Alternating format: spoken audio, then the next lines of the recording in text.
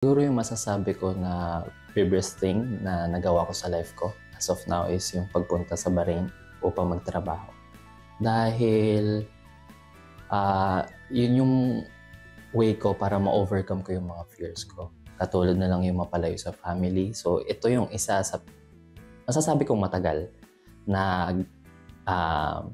mga araw ng life ko na mapalayo sa family ko. Hindi lang sa panahon, kundi sa distance din. Dahil hindi naman pwedeng umuwi ka kung gusto mo. So, ganun din na gusto ko din mapatunayan sa sarili ko at first na kaya ko.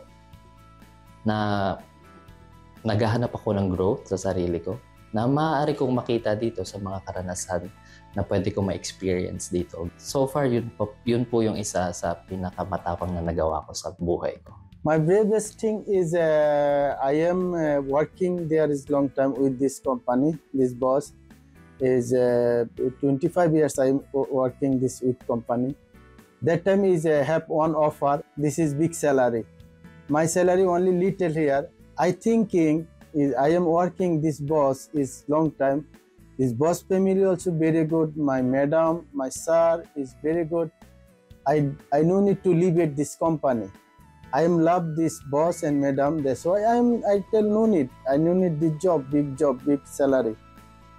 The bravest thing I have ever done is being a father at a young age.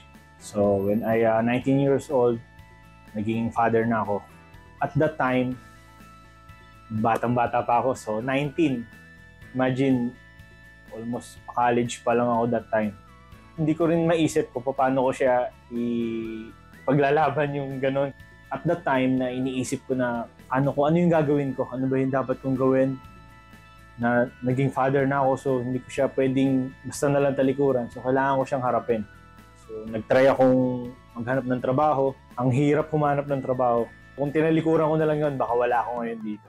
Sila talaga yung inspiration ko kung bakit ako nandito ngayon, nagtatrabaho para sa kanila. Nagsisikap, although mahirap. Alam naman natin, mahirap maging OFW. Kailangan mo talaga siyang itaguyod ang pamilya. The bravest thing I did when I leave my studies, when I started to job, I suffered a lot for the other things. I mean, the traveling, I have to go work from morning till night, then I have to, from the bus stop to my house, around 30 minutes I have to walk. Sometimes there is no light and all. So I got no bicycle also. I'm by walking only, coming and going or by walk. And my parents, sometimes there is no job. So I concentrate only my job. So that is the reason I don't want to study again. Now I'm working as a branch manager. If I study, maybe I will not become like this.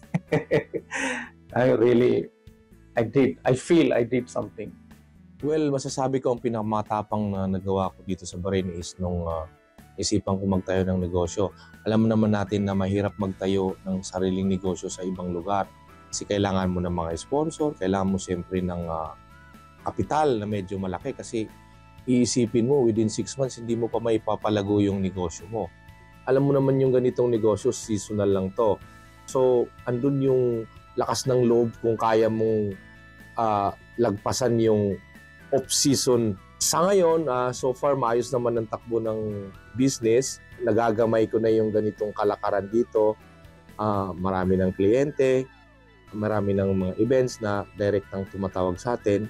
Dahil yun siguro sa tapang na ginawa ko na alam ko na hindi ko yung mga kilala yung mga yon. So kung nawalan agad ako ng tapang that time, so hindi ko ito maaabot sa ngayon. Hindi ko ito maaabot na makikilala ako ng mga organizers or whatsoever.